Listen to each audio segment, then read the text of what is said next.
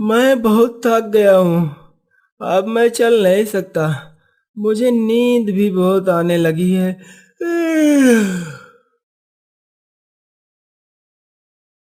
कोई बात नहीं मानो। हम तुम्हें महाराज के रथ पर बैठाकर उस जगह तक ले जाएंगे जहां महाराज पेड़ बनकर सालों से खड़े हैं। मानव राजा के रथ पर सवार होकर मायावी जंगल की ओर निकल जाता है। अरे अरे अरे, ये तो मेरा रथ है। लगता है कोई मेरा मदद करने आया है। सुनो सुनो सुनो ये बालक, सुनो मेरी मदद करो।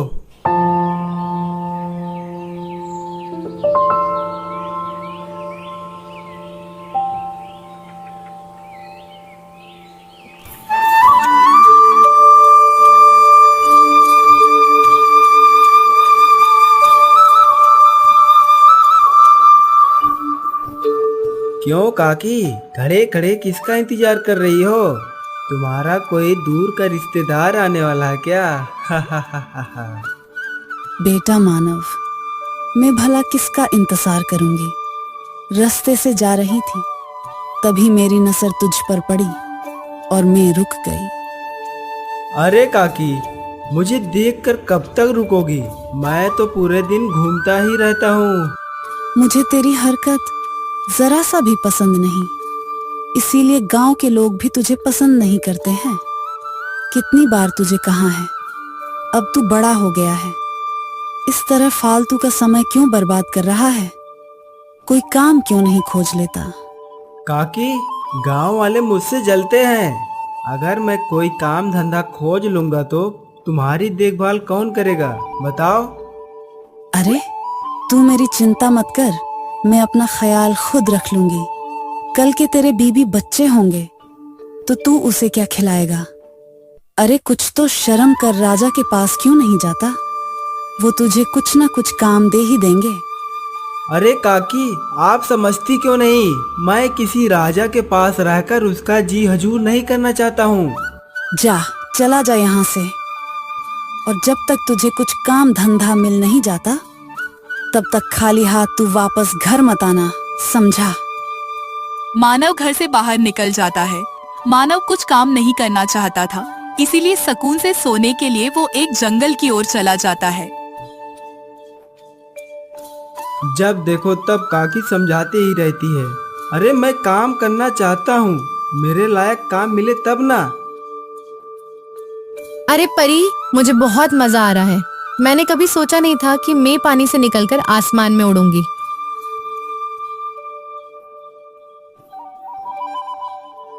परी बहन, अब मुझे पानी में छोड़ दो और आज कितना शाम होने को है। आपको अपने परी लोग लौट जाना चाहिए। हाँ जलपरी बहन, तुमने सही कहा। परी बहन, इस जंगल की खूबसूरती के बीच हमें पता ही नहीं चला कि समय निकल गया है। ठीक है जलपरी, मुझे जल्दी से जल्दी परी लोग जाना होगा। परी लोग का द्वार बंद हो जाएगा।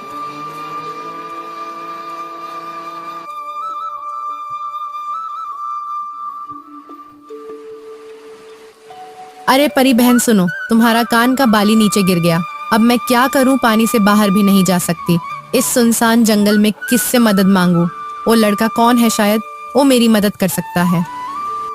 ओ, आज तो जंगल आया हूँ, हा हा हा हा हा हा।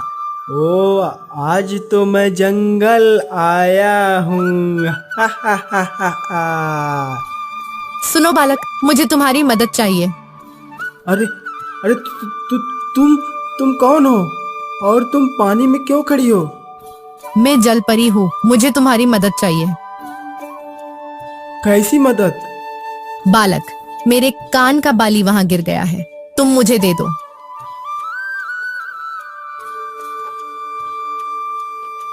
अरे अरे, ये क्या है? ये तो सोने का बाली है। लगता है ये जलपरी सही कह रही है, लेकिन इस जलपरी का कान का बाली यहाँ पर कैसे आया? मुझे तो लगता है यह जलपरी झूठ बोल रही है। अरे बालक, क्या सोच रहे हो? वो बाली हमारा है, हमें वापस करो। लेकिन ये तुम्हारी बाली कैसे हुई? तुम्हारी बाली तो तुम्हारे कान में है। देखो, ये मेरी सहेली का है, अब तो वापस कर दो। देखो जलपरी, मैं आलसी जरूर हूँ, पर बेईमान नहीं। तुमने कहा ये तुम्हारा है, अब बोल रही हो कि ये तुम्हारी सहेली का है। तुम्हारी बातों से लगता है कि तुम झूठ बोल रही हो। ये बाली मैं तुम्हें नहीं दूंगा। अगर ये तुम्हारे सहेली का है तो ठीक है, मैं तुम्हारे सहेली को ही दूंगा।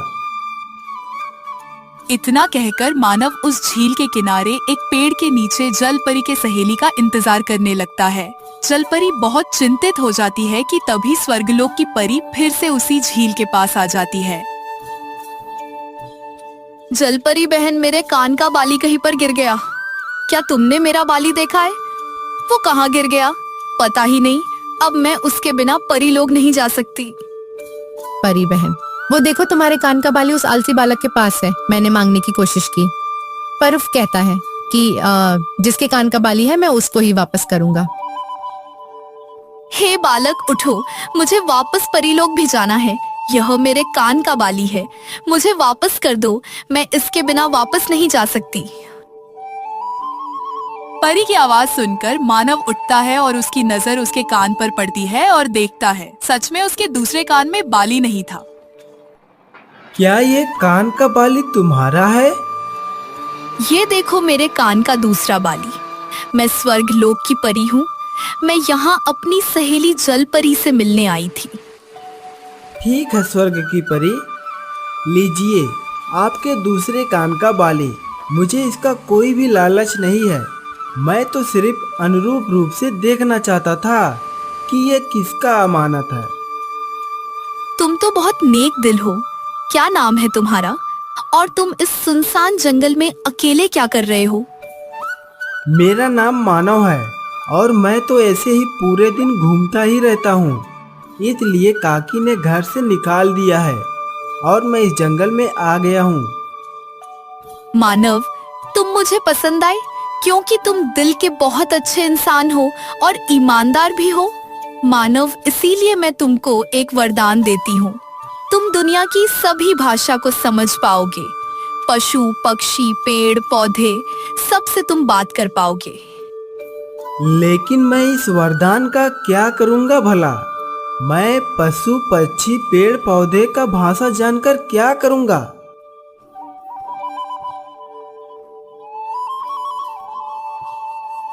चलो भाई, अब यह रहने का कोई फायदा नहीं। सोचा था कुछ अच्छा मिलेगा ताकि मेरी काकी खुश हो जाए, लेकिन स्वर्ग लोक की परी ने तो वरदान दे दिया, वो भी जानवरों की बात समझने के लिए।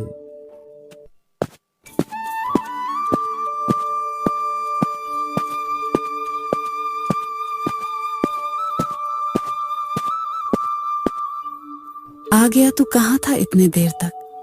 कोई काम धंधा मिला कि नहीं तुझे? काकी, मैं कोई भी काम धंधा पता लगाकर नहीं आया हूँ। मैं तो पूरे दिन जंगल में आराम कर रहा था।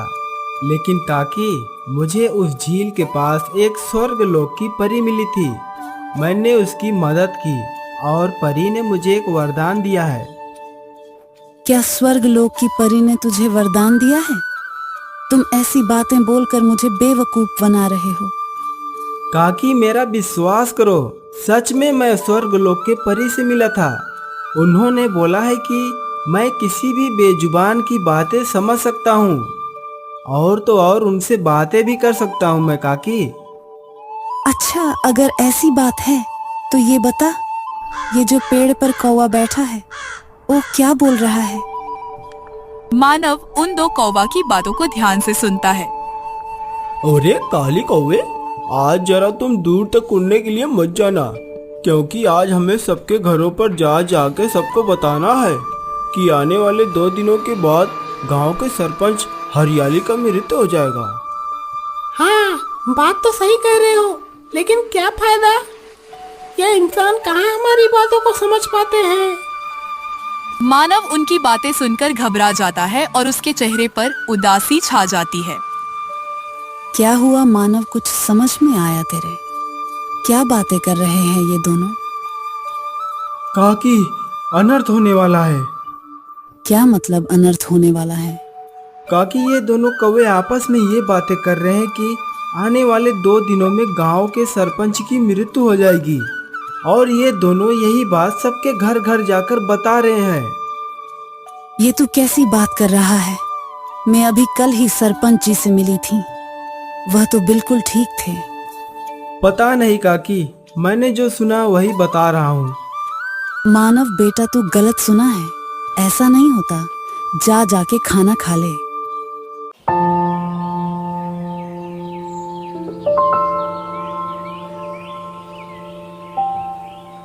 अगले 2 दिनों के बाद गांव के सरपंच की मृत्यु हो जाती है और यह बात पूरे गांव में फैल जाती है। अरे मानव बेटा, तेरी बात तो सही साबित हुई। तूने जो बोला था वही हुआ। हाँ काकी, मैंने आपको पहले ही बोला था, लेकिन आपने मेरे बातों पर विश्वास ही नहीं किया था। हाँ मानव बेटा, अब मुझे तुम्हारी बातों पर पूरा विश्वास है।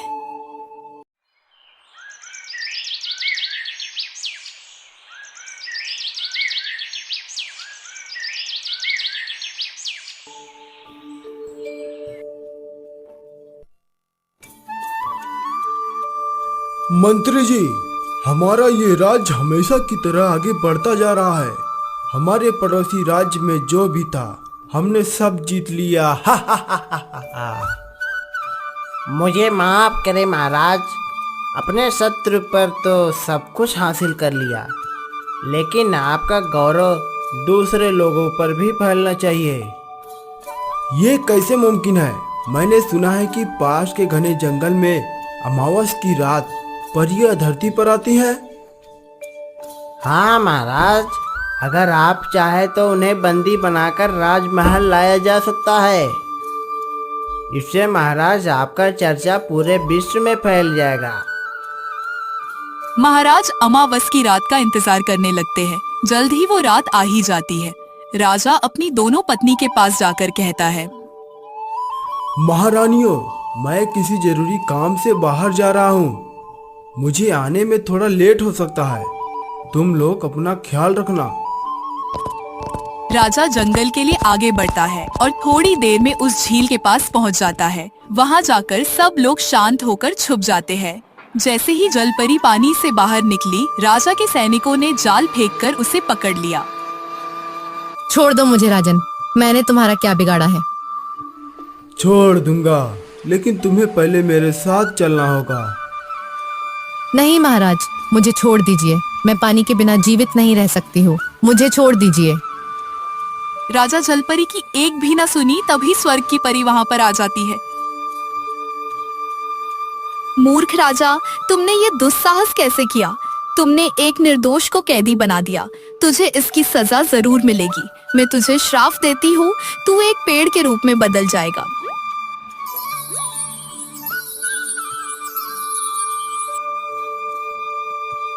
मैं आपके आगे हाथ जोड़ता हूँ, महाराज को छोड़ दो।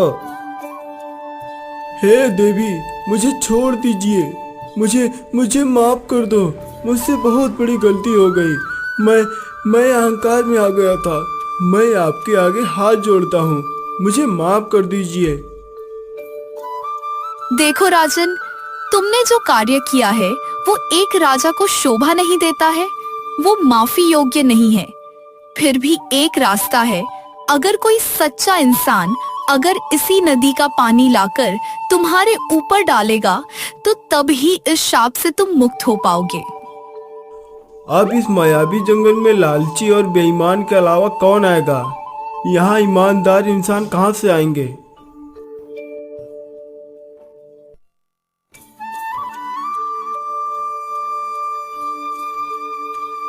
इस तरह कई साल बीत जाते हैं। राजा पेड़ बनकर सजा काट रहा है। यही दूसरी ओर राज्य में लगातार ईमानदार इंसान की तलाश किया जा रहा था। अरे, कई समय से देख रहा हूँ कि ये दोनों कौवे यहीं पर बैठे होते हैं। लगता है इनका घोंसला भी यहीं होगा। और ये दोनों आपस में क्या फुसुर फुसुर लगा रखे हैं। मानव उन दोनों कौवे की बातों को ध्यान से सुनने लगा। सुनो काकी, हमारी किस्मत खुलने वाली है। ये दोनों कौवे किसी खजाने की बात कर रहे हैं। वो खजाना भी हमारे घर के बाहर वाले पेड़ के नीचे है।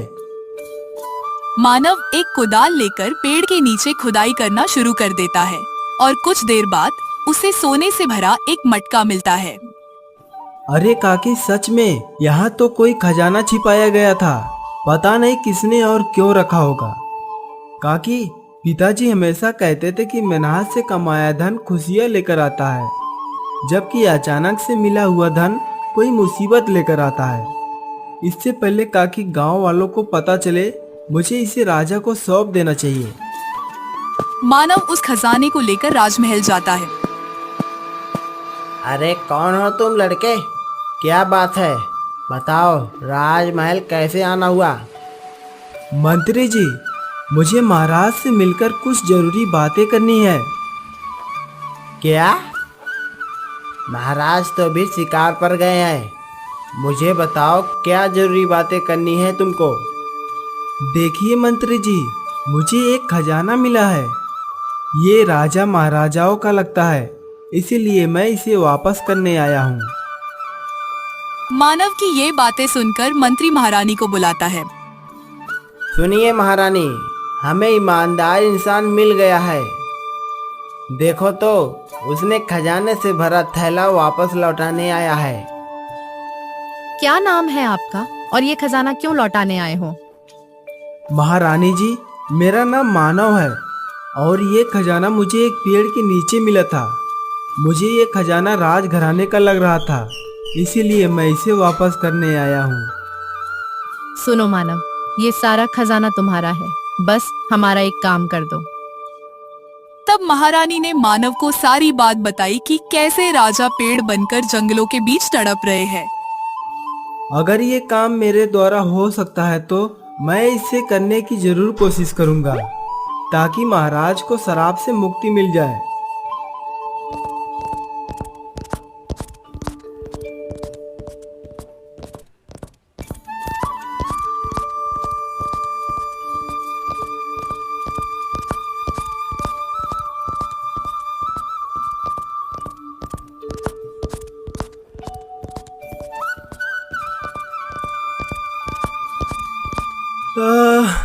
मैं बहुत थक गया हूँ, अब मैं चल नहीं सकता। मुझे नींद भी बहुत आने लगी है।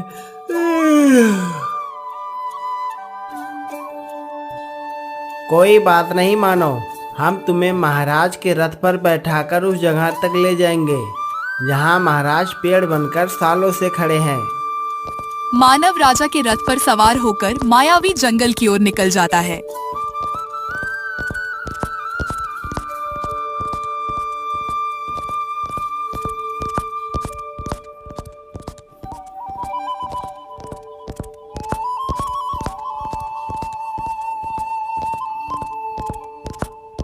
अरे अरे अरे, ये तो मेरा रथ है।